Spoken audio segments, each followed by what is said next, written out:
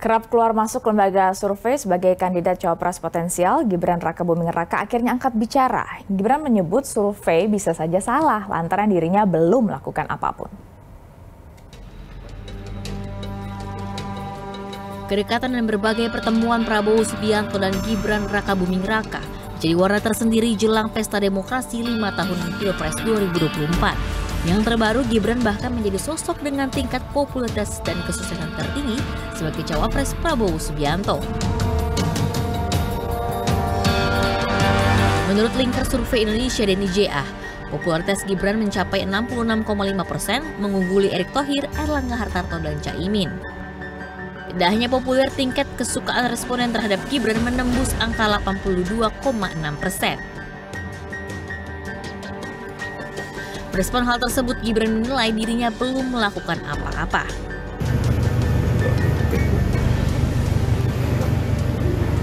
Sawah dipasangkan Prabowo Gibran mas dapat tertinggi. Salah survei. Nggak mungkin. Nggak ada yang mau nggak mungkin. Survei ini salah. Saya juga belum apa-apa. Nggak mungkin gitu. Ya, mantau survei kayak gitu kan? Enggak. Kalau mantau sih lebih ke rica-rica. Ya? Itu mantau, Mas. Saat ini koalisi besar pengusung Prabowo Subianto belum menentukan cawapres pendamping Ketua Umum Partai Gerindra tersebut. Nantinya kelima partai pengusung Prabowo akan memiliki mekanisme tersendiri untuk menentukan kandidat cawapres. Tim Liputan di Universe. Kita sudah terhubung secara daring dengan peneliti LSI DNIJA, Mas Aji Al-Farabi, politisi PDI Perjuangan Bang Andreas Hugo, dan juga anggota Dewan Pembina Partai Gerindra Bang Andre Rosiade. Selamat sore Bapak-Bapak. Selamat sore Mbak. Selamat sore Mbak. Sore Mas Aji, sore Bang Andreas. Sore. Saya mau ke Bang Andre dulu ya, saya mau minta tanggapan Bang Andre. Ini kan dari beberapa nama yang santer disebut bakal mendampingi Pak Prabowo, tapi justru nama Mas Gibran Rakabuming Raka yang ternyata popularitas dan juga tingkat kesukaan terhadap dirinya ini tertinggi dibandingkan yang lain. Itu versi survei LSI. Di internal Gerindra sendiri, Bang Andre, memang nama Mas Gibran ini kerap muncul dan digodok masuk dalam bursa cawapres? Ya, seperti yang disampaikan Pak Prabowo di beberapa dialog podcast beberapa waktu lalu ya, Pak Prabowo sempat menyebut 6 nama yang bisa bekerja sama dengan beliau. Pertama ada Mas Ganjar, lalu ada Pak Prof Mahfud, lalu ada Pak Erlangga, Pak Erick Thohir, Gus Muhaimin, termasuk Mas Gibran. Jadi itu sudah pernah disebutkan dan disampaikan oleh Pak Prabowo. Jadi menurut saya ya kita melihat realitas bahwa memang Mas Gibran itu memang sosok tokoh anak muda, wali kota muda, milenials yang memang punya kinerja baik, ya, prestasinya baik, ya. Istilahnya wali kota moncer lah dalam arti kinerja ya. Dan faktanya ini kan beririsan berbanding lurus dengan hasil surveinya Mas Aji bahwa Mas Gibran termasuk cawapres yang tingkat kesukaan atau tingkat popularitas tertinggi yang ada dari cawapres-cawapres yang ada.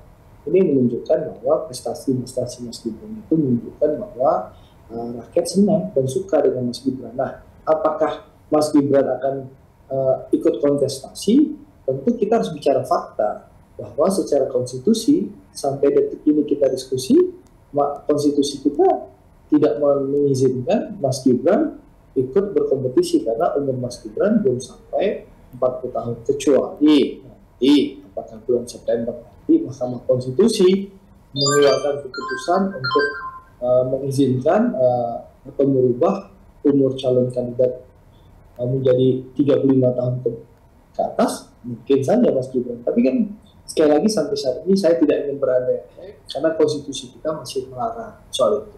Tapi memang sempat mencuat nama Mas Gibran? Ya, menurut saya kan Mas Gibran ya tokoh muda ya, punya popularitas, punya elektabilitas, punya kinerja yang baik. Menurut saya tentu menjadi pembicaraan seluruh partai politik. Tapi apakah nanti Mas Gibran yang akan terpilih bisa maju atau tidak? Ya, pertama tentu ada konstitusi. Ya. Yang kedua, sekali lagi, kami kan berkoalisi dengan 5 partai, ya, bahwa kita sudah berkomitmen dalam koalisi yang kami tanda tangani dengan Pak Prabowo dan Pak Gus Muhaimin, bahwa Gus Muhaimin pemegang kunci Inggrisnya.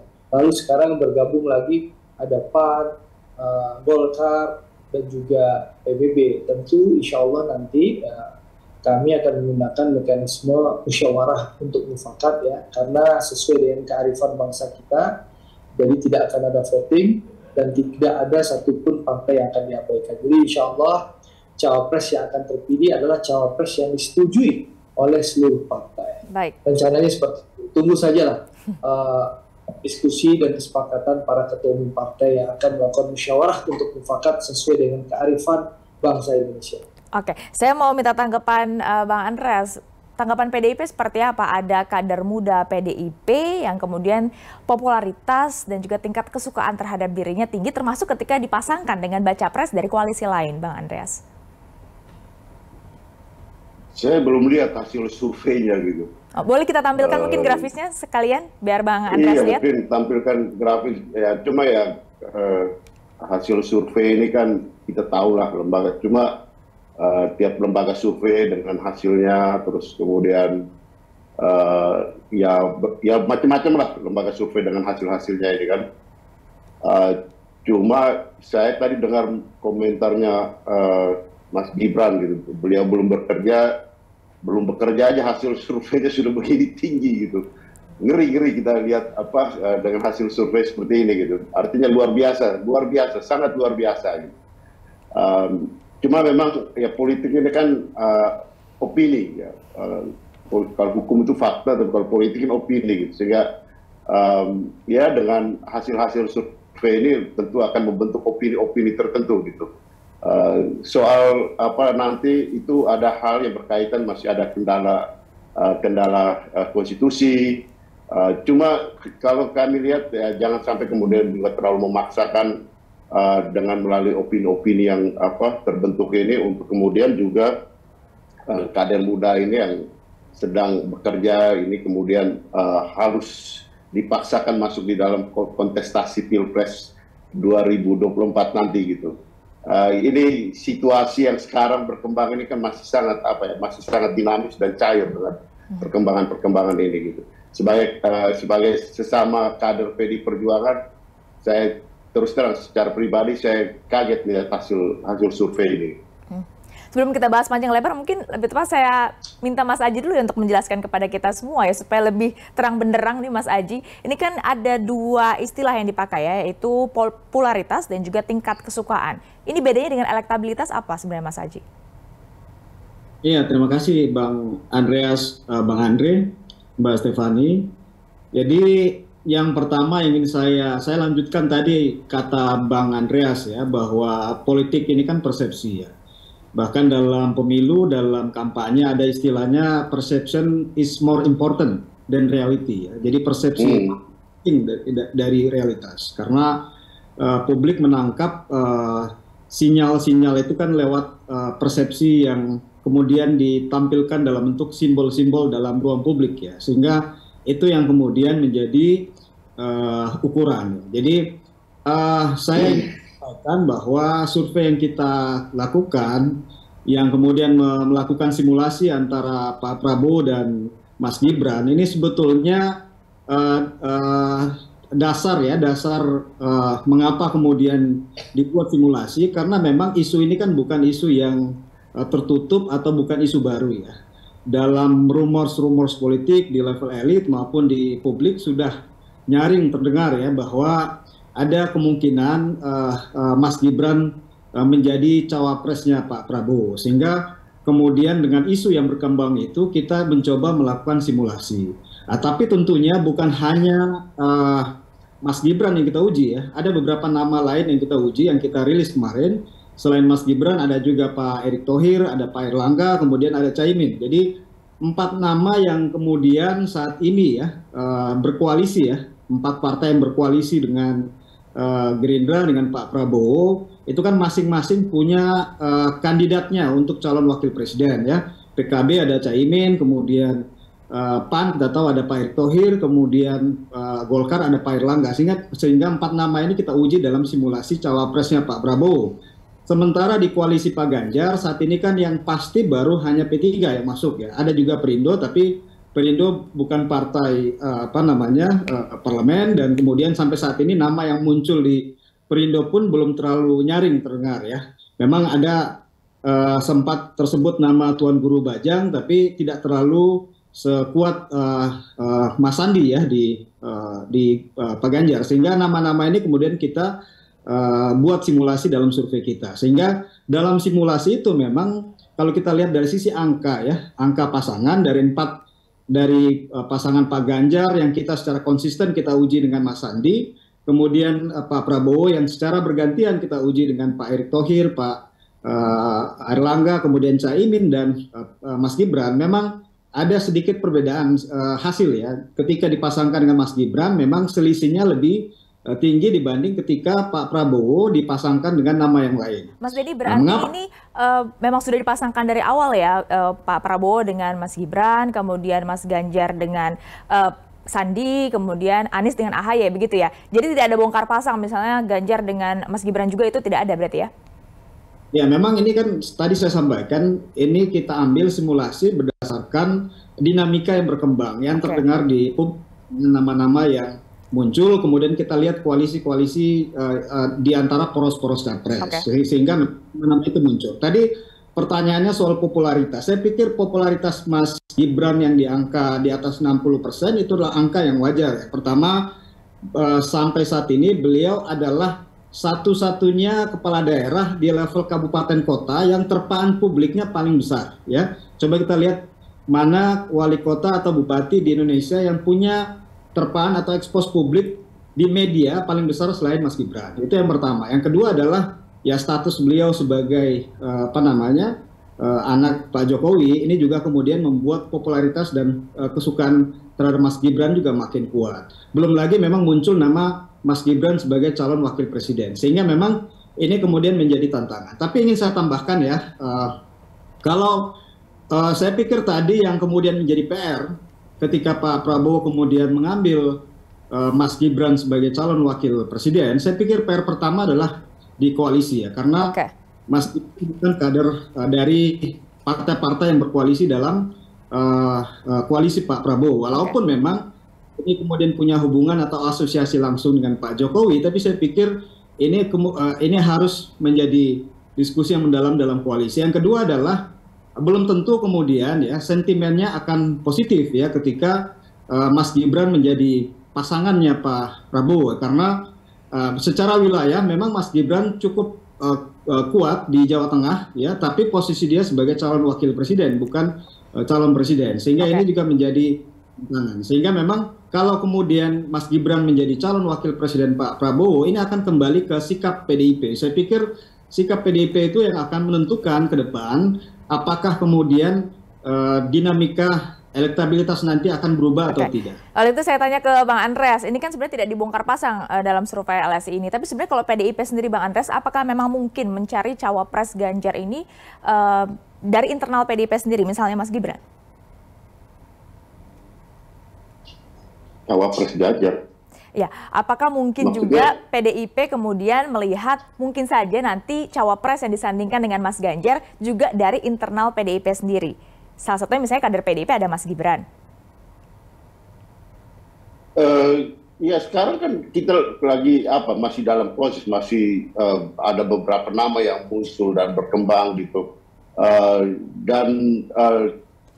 Dinamika ini, hasil-hasil survei ini kan ya sebagai referensi lah gitu, sebagai referensi, cuma bukan jadi patokan pengambilan keputusan, patokan utama di dalam pengambilan keputusan.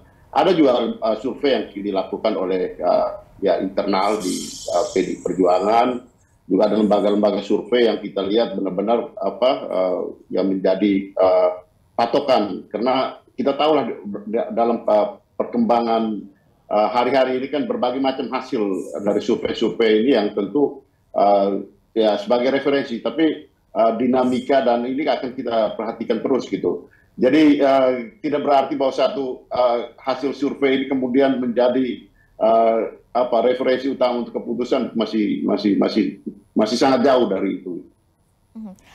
Bang Andre, tadi Bang Andre mengatakan memang secara konstitusi ini masih belum bisa, tapi ada uji materi yang tengah bergulir di MK. Itu satu hal. Tapi di sisi lain, apakah Gerindra melihat Bang Andre bahwa dengan nama Mas Gibran ini yang punya popularitas dan juga disebut tingkat kesukaan terhadap dirinya ini sangat tinggi, mampukah untuk kemudian mengutak-atik peta koalisi yang ada saat ini menurut Bang Andre? Enggak, jadi tadi kan saya sudah jelaskan. Ranah pemilihan cawapres itu adalah ranah para ketua umum. Nah, koalisi ini sudah bersepakat bahwa pengambilan keputusan dari koalisi Pak Prabowo ini akan dilakukan dengan cara musyawarah untuk mufakat sesuai dengan kearifan bangsa kita, bangsa Indonesia yang kita cintai ini. Mari kita tunggu saja Pak Erlangga, Pak Prabowo, Gus Muhaimin, Bang Zulhas, Prof. Yusril, dan nanti insya Allah ada beberapa partai lain yang akan bergabung bulan Agustus ini bersama-sama berdiskusi, mencari titik temu. Saya yakin para ketua umum ini semua merah putih, semua mencintai NKRI, insya Allah akan mendapatkan titik temu musyawarah untuk mufakat memilih cawapres yang diterima oleh seluruh partai politik demi kepentingan bangsa. Semua punya chance yang sama ya Bang Andre? Apa? Semua punya chance atau kesempatan yang sama? Saya tidak ingin berandai-andai. Kita tunggu saja hasil musyawarah untuk mufakat tanpa voting. Karena sekali lagi, koalisi kami adalah koalisi yang duduk sama rendah, berdiri sama tinggi. Tidak ada yang tinggi seranting. Sehingga inilah menjadi daya tarik Pak Prabowo dan Partai Gerindra dalam berkoalisi. Karena kita punya semangat persatuan, semangat kebersamaan. Kalau gitu saya minta tanggapan dari Gerindra soal uji materi ke MK soal nanti usia capres-cawapres ini yang bisa di usia 35 tahun. Karena kan di tahun ini Mas Gibran 35 tahun. Kalau Gerindra sebenarnya gimana sih sikapnya, Bang Andre? Ya, kita tunggu saja Mbak. Kan proses di Mahkamah Konstitusi sudah berjalan. Bahwa saat ini kalau kita mendengar keterangan dari Ketua MK bahwa sekarang lagi pengambilan keterangan dari saksi-saksi maupun para pakar. Kita tunggu saja. Ya, saya tidak ingin berandai-andai atau mendahului apapun keputusan MK. Kita tunggu saja, Mbak. Ya, yang jelas kalau memang konstitusinya memperbolehkan berarti peluangnya ada. Kalau tidak, ya berarti tidak ada peluang. Kan sederhana. Gitu. Tapi jelas apapun juga koalisi kami akan mengambil keputusan dengan cara bersama-sama musyawarah untuk mufakat. Oke. Kalau PDIP, sekali lagi, silakan Bang Andre. PKB dan Gus Muhaimin akan memegang kunci penting dalam pengambilan keputusan. Kalau PDIP sikapnya seperti apa Bang Andreas? Yang mana nih? Terhadap dengan uji materi, terhadap dengan usia capres-cawapres yang saat ini tengah digodok. Iya, nanti uji materi ini hanya untuk satu orang ini. Ini kan bukan Mas Gibran yang kemudian mengajukan Bang Andreas.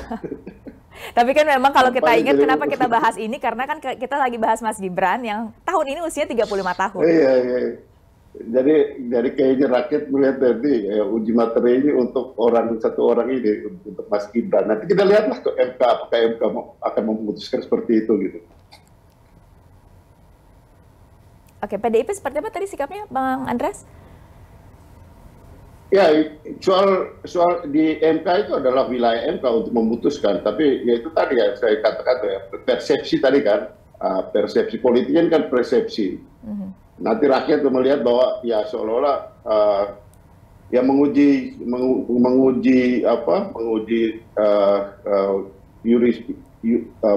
ke MK ini untuk satu orang ini ya, untuk Mas Gibran gitu, nah, persepsinya akan beralih ke sana dan itu akan berpengaruh terhadap itu tadi elektabilitas dan yang bersangkutan ini. Oke, kalau gitu saya ke Mas Aji aja. Mas Aji, apakah memang popularitas juga tingkat kesukaan terhadap Mas Gibran ini juga ada pengaruhnya sedikit banyak dengan banyaknya ceruk suara di generasi milenial dan juga generasi Z?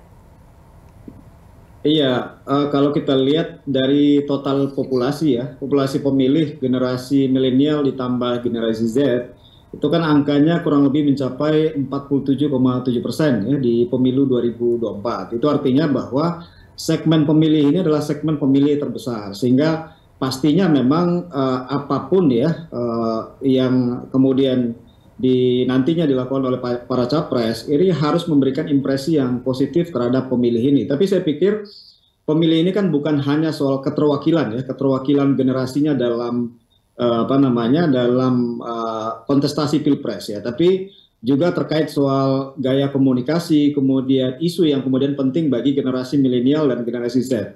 Kalau kita lihat secara isu, memang generasi ini adalah generasi yang kemudian fokus utama isunya adalah isu soal lapangan kerja, sehingga memang walaupun usia capresnya bukan lagi generasi milenial, tapi kemudian bagaimana kemudian nanti ya para capres meyakinkan pemilih, terutama di pemilih milenial dan generasi Z, bahwa tawaran-tawaran programnya ya, atau proposal kebijakannya sangat bisa mengatasi isu utama yang menjadi keinginan dari pemilih milenial ya. Dan yang kedua adalah gaya komunikasi. Walaupun isunya baik ya, isunya pas, isunya meyakinkan, tapi kalau gaya komunikasinya tidak sesuai dengan karakter pemilih milenial, maka memang saya pikir itu juga akan menjadi hambatan. Sehingga yang kemudian diuntungkan dari kemudian misalnya Mas Gibran, karena memang bukan hanya usianya yang masih muda, tapi gaya komunikasinya memang sampai sejauh ini cenderung diterima dengan baik oleh pemilih milenial, sehingga memang mengapa Mas Gibran populer kemudian disukai, karena memang gaya komunikasinya yang terlihat sangat sangat sesuai dengan karakter pemilih milenial. Jadi saya pikir bukan soal usia capres ya, tapi nanti soal isu yang kemudian ditawarkan pada generasi milenial dan gaya komunikasinya yang kemudian lebih diterima oleh generasi milenial yang menjadi kunci nanti dalam Pilpres 2024 nanti. Oke, kita tunggu nanti, masih sangat cair dari 3 nama baca pres, belum ada satupun yang menentukan cawapresnya, masih ada waktu sampai November nanti, kita tunggu. Terima kasih Bang Andre, Bang Andreas dan juga Mas Aji sudah bergabung bersama Berita Satu Utama. Ya, terima kasih Bang Andreas, Mas Aji. Yes, Bang Andre, terima kasih. Setiap hari.